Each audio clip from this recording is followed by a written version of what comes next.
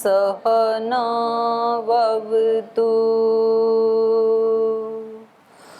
सहनौ भुनक्तु सह वीर्यं करवावहै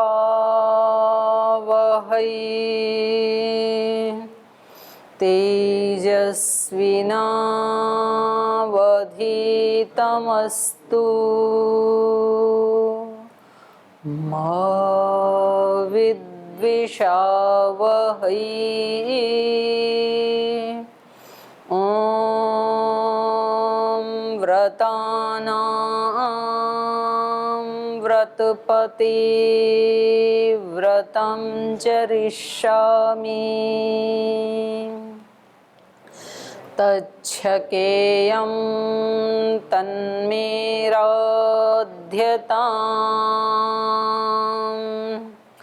इदमहमनृतात् सत्यमुपैमि। ॐ शान्ति शान्ति शान्तिः।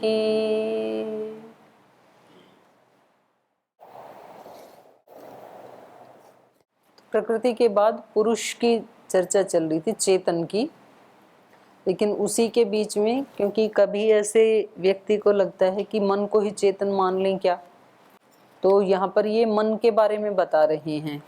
प्रसंगवश आ गया था, तो मन के बारे में क्या बताया? न व्यापकत्व मनसः, मन व्यापक नहीं है, एक देशी है, क्योंकि करणत्वात्, मन भी एक करण है, इंद्रिय है, और बाकी की इंद्रियां कैसी हैं? एक देशी हैं, व्यापक नहीं है। आंख सब जगह का नहीं देख सकती है ना, जहाँ होती है वहीं का देख सकती है। कान सब जगह का नहीं सुन सकते, जहाँ कान होते हैं वहीं का सुन सकते हैं।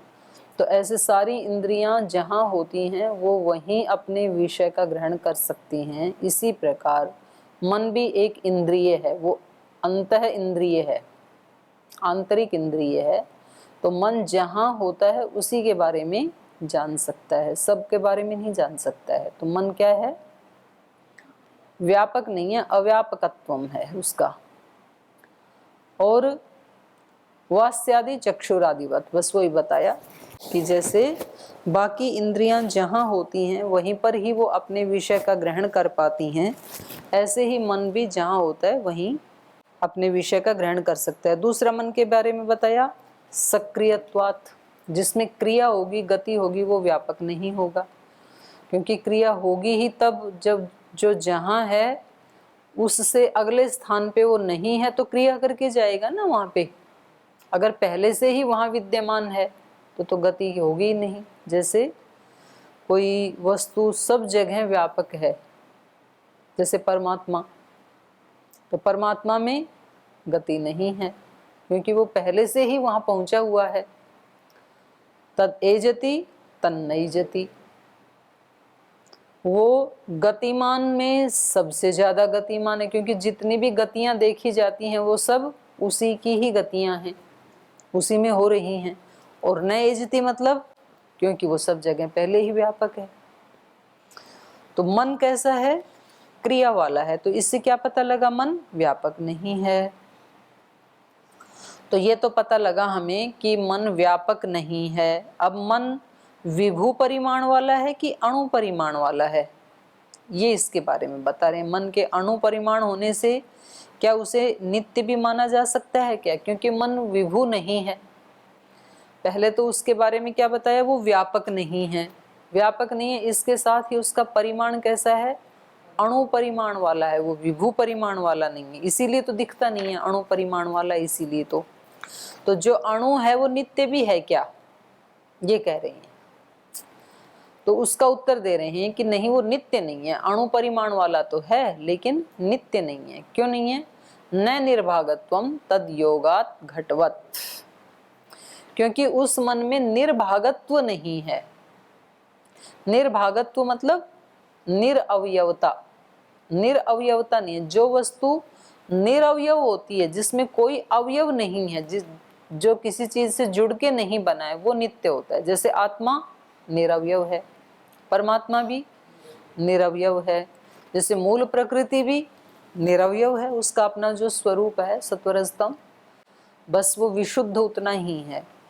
तो जो निरवयव होता है वो नित्य होता है, लेकिन मन निरवयव नहीं है, क्योंकि मन से पहले तो 3-4 चीजें और बन चुकी हैं। पहले महतत्व बन चुका है, तो वो जो 3 गुण हैं उनके इम्बैलेंस होने से ही, एक संतुलन उनका न होने से, उसमें सत्व की अधिकता होने से, रजोगुण तमोगुण की न्यूनता होने से जो सबसे पहला वस्तु बनी वो महतत्व, फिर अहंकार, फिर अहंकार से तीसरे नंबर पे मन बना है।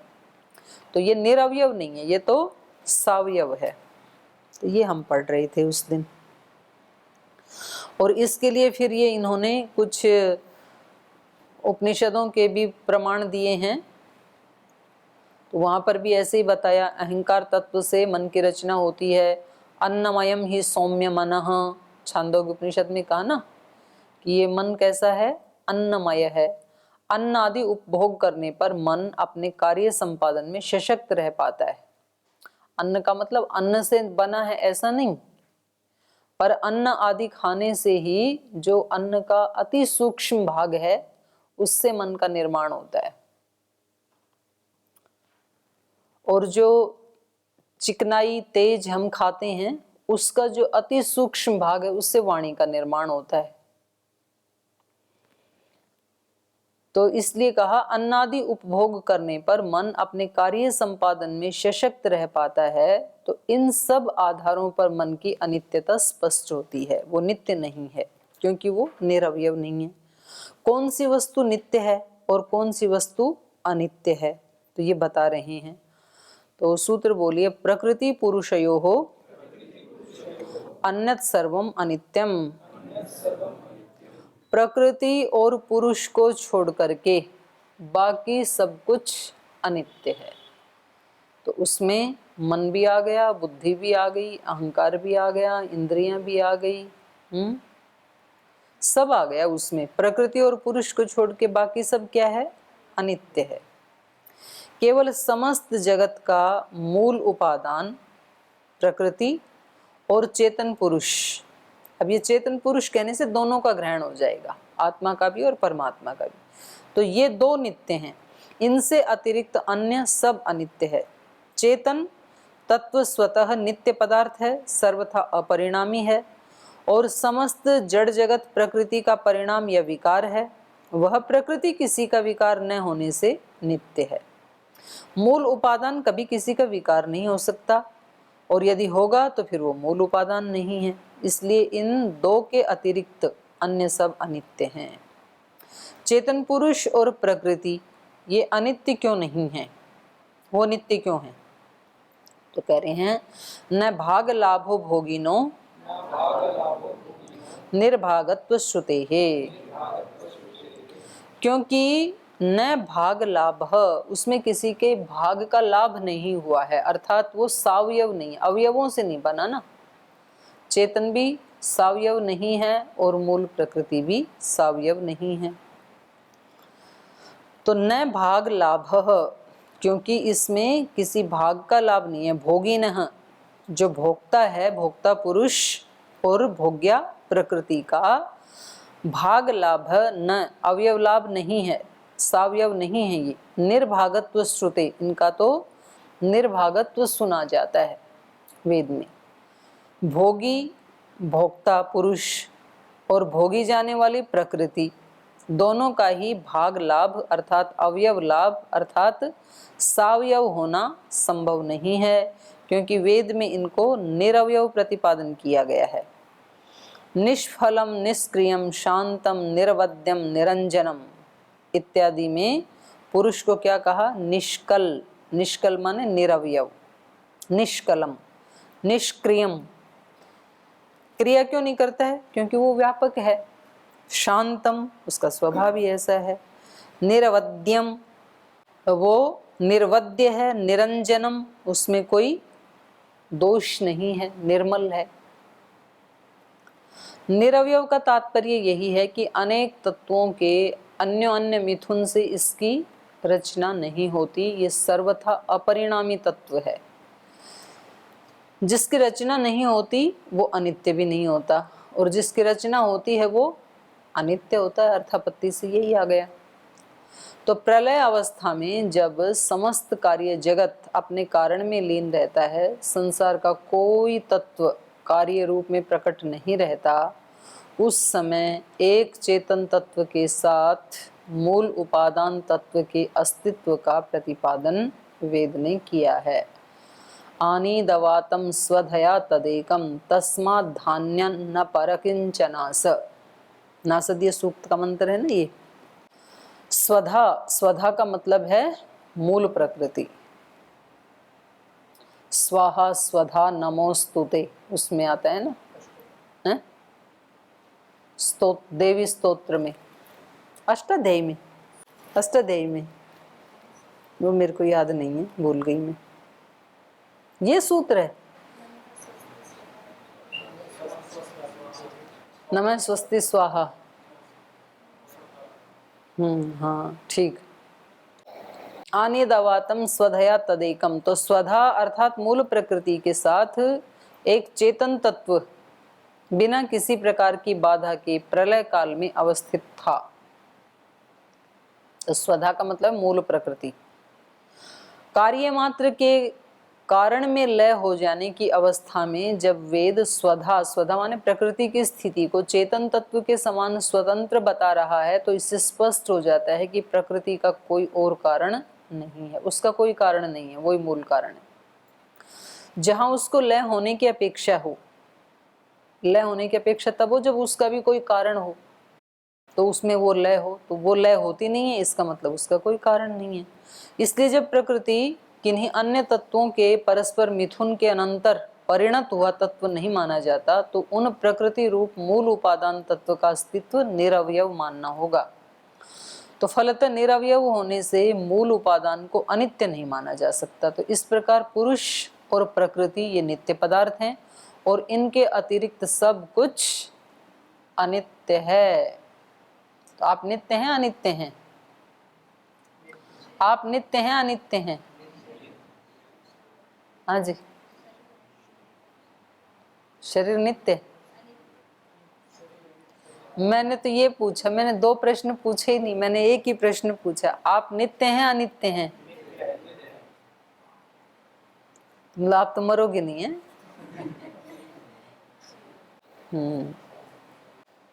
तो जिनको हमने मैं मान रखा है वो तो अनित्य है, और जिसको मैं नहीं मान रखा है वो नित्य है। आत्मा की आनंद रूपता के विवेचन प्रसंग में त्रिविध दुख की अत्यंत निवृत्ति को मोक्ष बताया, पहला ही सूत्र था ना। उसी प्रसंग से मुक्ति के स्वरूप का स्पष्ट विवेचन करने के लिए ये प्रकरण प्रारंभ किया जाता है। मोक्ष के विविध स्वरूपों का कल्पना मूलक उद्भावन करके सूत्रकार ने पहले 9 सूत्रों में उनका असामंजस्य प्रकट किया है। उसके बाद एक सूत्र में स्व सिद्धांत का निर्देश है। इस प्रसंग में अनेक सूत्र प्रक्षिप्त आ गए हैं, यथा अवसर उनका उल्लेख कर दिया गया है। अभिमत मोक्ष स्वरूप के अवधारण के लिए कल्पित विकल्पों का सूत्रकार अवतरण कर रहे हैं। तो ये अब मोक्ष का विषय चला रहे हैं यहाँ से। नानंदाभिव्यक्ति मुक्तिर निर्धर्मत्वात्, ये कह रहे हैं कि आनंद का प्रादुर्भाव, आनंद का प्रादुर्भाव मोक्ष है, ऐसा नहीं है। मोक्ष का मतलब ये नहीं है कि आनंद की अभिव्यक्ति हो जाती है, क्योंकि निर्धर्मत्वात्, ये जो चेतन है ये कैसा है? निर्धर्म, इसमें कोई धर्म नहीं है, सुख दुख आदि इसमें नहीं है। तो अब इसमें 2 दर्शन आपने पढ़े हैं, इसमें तो कह दिया कि वो निर्धर्म है, और वैशेषिक में क्या कह दिया? आत्मा का लक्षण बोलो वैशेषिक में। सूत्र याद करने वाले कहाँ हैं? वैशेषिक दर्शन याद करने वाले। आत्मा का लक्षण प्राणापान,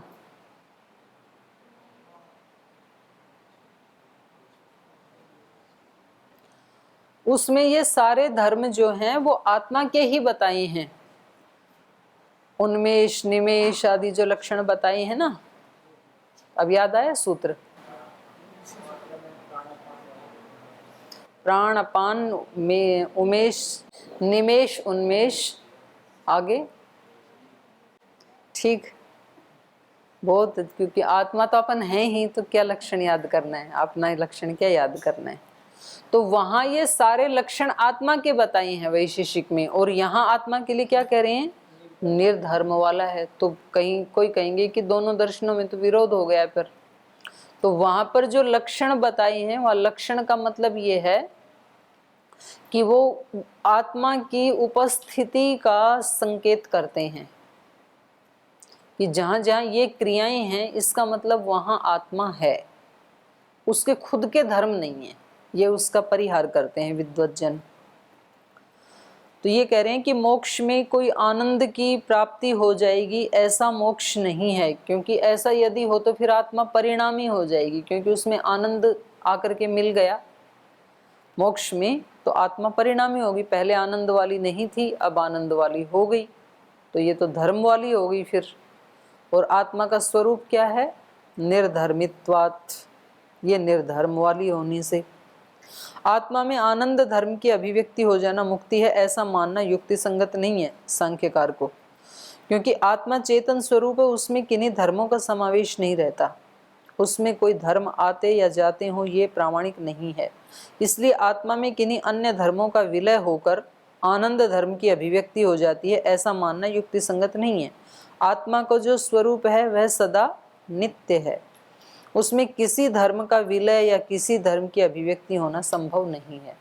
तो इसका मतलब ये है कि सांख्यकार ये कहना चाह रहे हैं कि आनंद या परमात्मा वो कोई एक खास समय में आकर के हमें मिल जाने वाली वस्तु नहीं है, सदा मुक्त ही है, आत्मा मुक्ति में ही है और सदा परमात्मा में ही है, सदा ईश्वर में ही है। हम सब अभी भी ईश्वर में ही हैं, अभी भी मुक्ति में ही हैं, लेकिन इस समय हमें उसका एहसास नहीं है, अज्ञान के कारण। बीच में अज्ञान आ गया, जैसे सूर्य तो है ना अभी भी आकाश में, लेकिन उसका एहसास इसलिए नहीं है क्योंकि बादल आ गए, बीच में बारिश हो रही है ना आज, तो काले बादल आ गए। तो ऐसा नहीं है कि सूर्य का अस्तित्व नहीं है अब, और सूर्य कभी कहीं से आकर के यहाँ पर युक्त हो जाता है, ऐसा नहीं है। सूर्य सदा ही है, हमेशा ही है, पर हमें कोई चीज बाधा आ जाती है तो उसका एहसास नहीं होता है। जैसे रात को पृथ्वी के घूमते घूमते पृथ्वी का जो भाग पीछे की साइड में हो गया सूर्य के, तो वो फिर हमें सूर्य का एहसास नहीं होता है, पर सूर्य तो है अपनी जगह तब भी। और इस समय बादल आ गए तो सूर्य तो अभी हमारे सामने ही है, लेकिन बादल के कारण उसका एहसास नहीं हो रहा है। तो ऐसे ये कह रहे हैं कि परमात्मा तो अभी भी है हमारे अंदर बाहर, ऊपर नीचे, बाएं दाएं, उपनिषद में ऐसा ही तो आया।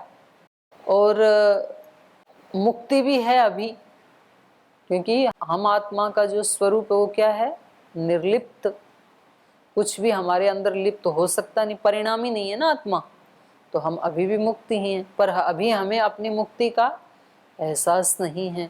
और जब साधना करते करते, अष्टांग योग का पालन करते करते सारे बादल हट जाते हैं, सारी अशुद्धि का नाश हो जाता है, तब उसका एहसास हो जाता है कि मैं तो ये हूँ। तो तब व्यक्ति कहता है, अरे मैं तो पहले से भी यही था, तो मुझे तो पता ही नहीं था, मैं तो कुछ और समझ के जीता रहा, ऐसा उसको लगता है।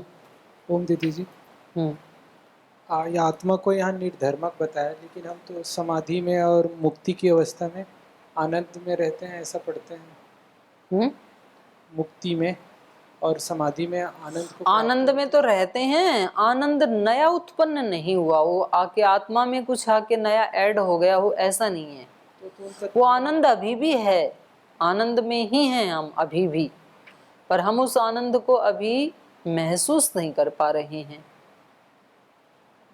धर्म नहीं बताया और पीछे नित्य शुद्ध मुक्त आनंद स्वरूप ऐसा। तो इसलिए नित्य शुद्ध बुद्ध है, इसीलिए तो उसमें कोई नित्य शुद्ध है, तो उसमें कुछ ऐड कैसे होगा फिर? नित्य शुद्ध तभी तो रहेगा जब उसमें ना कुछ अच्छा मिलता है ना कुछ बुरा मिलता है। कोई व्यक्ति कितने भी पाप क्यों ना कर ले, पर आत्मा उसकी कभी भी उसमें कुछ ऐसा नहीं है कि कुछ घट गया उसका, वो दूषित हो गई आत्मा, ऐसा नहीं है, वो तभी भी वैसी ही है। एक बुरे से बुरे व्यक्ति में भी आत्मा वैसी ही है और एक महान से महान योगी में भी आत्मा वैसी ही है, आत्मा का स्वरूप। उस दृष्टि से ये निर्भाग कह रहे हैं, निर्धर्म कह रहे हैं। तो ये हो गया। उसमें किसी धर्म का विलय या किसी धर्म की अभिव्यक्ति होना संभव नहीं है, क्योंकि वो निर्धर्म वाला है आत्मा। प्राय यही है ना? अच्छा, अभिप्राय यह है, कल्पना की जा सकती है कि आनंद आत्मा का धर्म है और इस प्रकार आत्मा आनंद स्वरूप है, पर आत्मा की संसार अवस्था में अर्थात अविवेकी अवस्था में वह आनंद अंतर्निहित रहता है, छिपा हुआ रहता है। विवेक या आत्मज्ञान हो जाने पर वो अभिव्यक्त हो जाता है, यही मुक्ति का स्वरूप है। पर सांख्य मुक्ति के इस स्वरूप को भी स्वीकार नहीं करता। कारण यह है कि आत्मा केवल शुद्ध चेतन स्वरूप है, कोई धर्म उसमें कभी अंतर्हित और कभी अभिव्यक्त होते हों ऐसा नहीं है। चेतन होने के कारण उसे केवल अनुभूति होती है, कोई भी धर्म उसका अपना रूप नहीं है। तो ये कह रहे हैं न विशेष गुणोच्छिति ही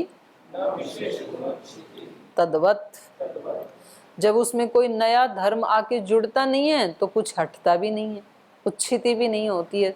तद्वत माने पहले के समान, क्योंकि वो निर्धर्म वाला है। तो ऐसा भी नहीं है कि भी पहले ये अज्ञानी था आत्मा और अब ये ज्ञानी हो गया तो अज्ञान हट गया उससे। तो आत्मा से नहीं हटता है, ये अंतःकरण से हटता है।